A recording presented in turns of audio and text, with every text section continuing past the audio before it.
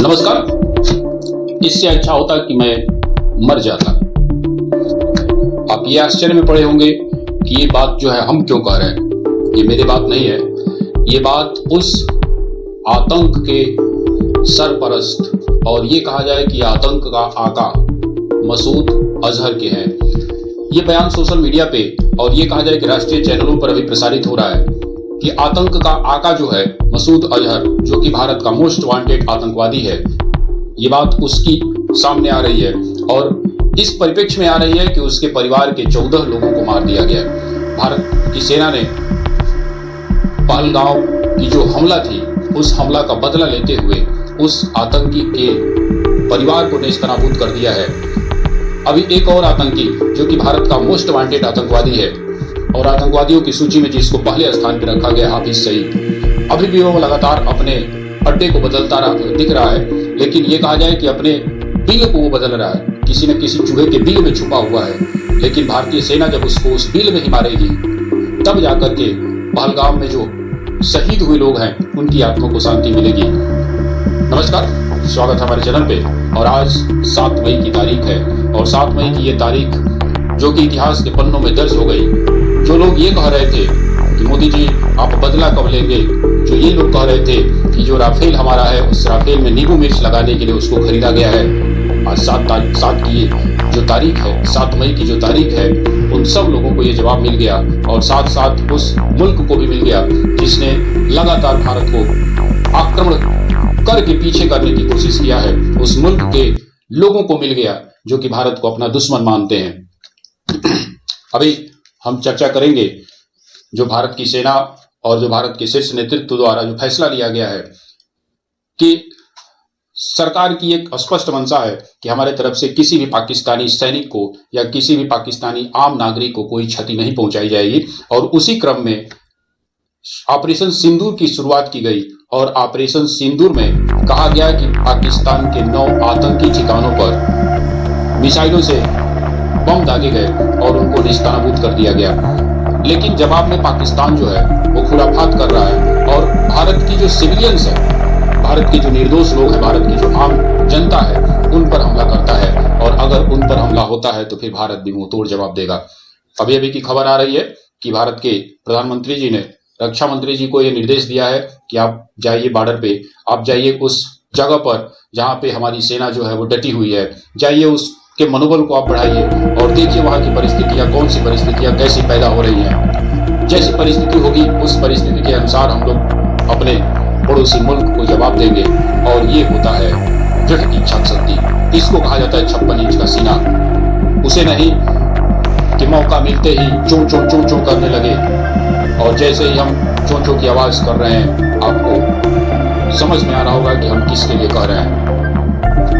वह लोक गायिका जिसका नाम लेना उचित नहीं है, जिस पर कहा जा रहा है कि राष्ट्रद्रोह का मुकदमा लिखाया गया है, तो उसका नाम लेना उचित नहीं है। लेकिन प्रतिदिन ये कहा जाए कि हर घंटे वीडियो डाल रही थी। कहाँ हो? इस मिल में हो या शोक मना रही है? आओ डालो वीडियो, डालो मोदी जी पर, करो कमेंट कि आपने पाकिस्तान पर हमला क्यों कर दिया। ये कैसी सस्ती लोकप्रियता है, ये कैसा राष्ट्रवाद है। एक वीडियो बनाया गया, उस वीडियो को देख करके हम आश्चर्यचकित थे, जिसमें कहा गया कि हमारे परिवार के 14 लोग सेना में हैं तो हम राष्ट्रवादी हैं, हम राष्ट्रवाद के हम पक्के पुजारी हैं। हमारे तो 7 पीढ़ियों में कोई सेना में नहीं रहा है, तो क्या हम राष्ट्रवादी नहीं है? ये एक नई परिभाषा गढ़ी गई कि हमारे परिवार में 20 लोग सैनिक हैं, हमारे परिवार में रिश्तेदारी के रिश्तेदारी में लोग सैनिक हैं तो हम बहुत बड़े राष्ट्रभक्त हैं। कहां गया? गाओ, गाना बनाओ। दूसरी तरफ कहा जाए कि विपक्ष जो है वो पूरे सरकार के साथ खड़ी है। लेकिन एक आध घटनाएं जो अगर छोड़ दी जाए, जैसा कि राफेल में नींबू मिर्च लगाने का, तो ऐसी घटनाओं को अगर छोड़ दिया जाए तो विपक्ष पूरा जो है वो सरकार के साथ है। और सबसे अधिक हम अगर किसी को धन्यवाद देना चाहेंगे मीडिया के माध्यम से, अपने प्लेटफॉर्म के माध्यम से, अगर मैं सबसे अधिक किसी को धन्यवाद देना चाहूंगा तो वो है असदुद्दीन ओवैसी, माननीय सांसद। आपने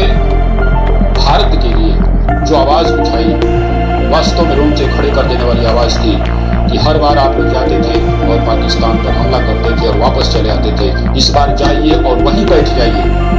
ये बात जो है वो सांसद जी की है और वास्तव में ये तारीफ के काबिल है। ये वास्तव में एक राष्ट्रभक्त की आवाज़ है।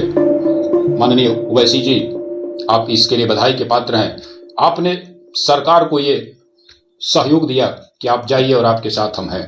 पूरा मुस्लिम जगत जो है, पूरा मुस्लिम राष्ट्र जो है, या ये कहा जाए कि अपने देश के जितने भी मुसलमान हैं, सब भारत की सरकार के साथ खड़े हैं। सबके निर्णय जो है वो छोड़े गए हैं मोदी जी पे कि आप सरकार के साथ जो भी आप निर्णय ले वह हमें मान्य होगा। दूसरी तरफ हमारे जो और सहयोगी राष्ट्र हैं, ये कहा जाए कि सैकड़ों राष्ट्र ऐसे हैं जो कि वर्षों से, दशकों से आतंकवाद से पीड़ित हैं, और वो सारे राष्ट्र जो हैं वो भारत के साथ खड़े हैं और कंधे से कंधा मिलाकर इसलिए खड़े हैं कि कहीं न कहीं इस आतंकवाद की वो भी शिकार रहे हो।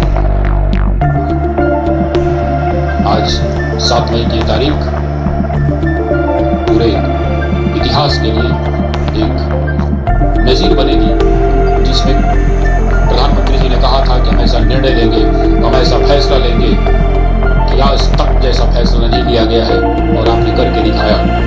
जो आपने ऑपरेशन सिंदूर आपने चलाया, उस ऑपरेशन के दौरान न तो हमारे एक किसी सैनिक को खरोच तक आया और न ही किसी पाकिस्तान के सिविलियंस को खरोच आया। कितना मजबूत है हमारा रॉ, कितना मजबूत है हमारा इंटेलिजेंस, कितने मजबूत है हमको सलाह देने वाले वो लोग, हमारी सरकार को सलाह देने वाले लोग, जिन्होंने सटीक बातें जो है बताई कि यहाँ जो है वो मसूद अजहर के या हाफिज सईद के जो है वो मदरसे चल रहे हैं, यहाँ जो है उनके आतंक के जो गढ़ है वो बने हुए हैं, और सेना ने कितना बखूबी अंजाम दिया, उसको तारीफ के काबिल है हमारी भारतीय सेना।